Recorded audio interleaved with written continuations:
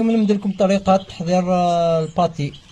هذا باتي شريته من السوق، باتي فلاي يسموه. هذا مليح للزواوش، قاع الزواوش خير من الصفار هذاك يسبب في الكبدة. وعندنا الخروب، هذا هو الخروب. وعندنا الكركم، هذا الكركم يتباع في محل العقاقير. عندنا فيتامين سي، فيترينير، فيتا سي ولكن فيترينير. وعندنا فيجال درتو هنا، هذا هو فيجال فيترينير ثاني. هذه مليح للوقاية والمعالجة بزاف أمراض الأمعاء. هذا هو فيجال 2X، هذا هو. نبداو بالكركم خوتي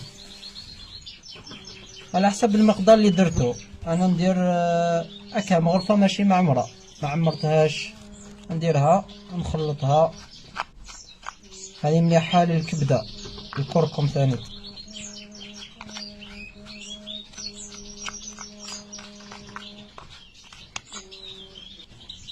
نزيد له شويه الخروب كيف كيما الكركم.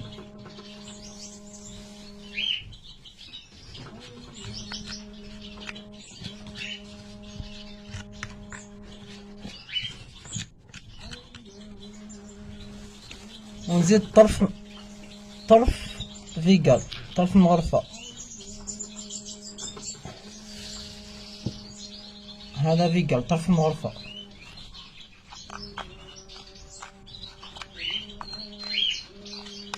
فيجال نورمال تخلطو مع فيتامين سي.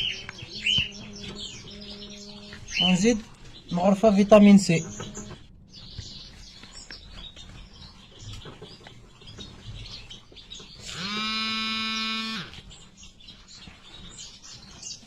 طاحت لي، درت بزاف.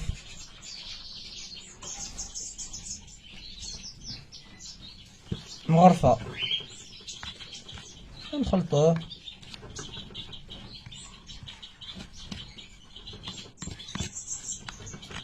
وكاين زنجبيل، نقدروا نزيدوا له زنجبيل.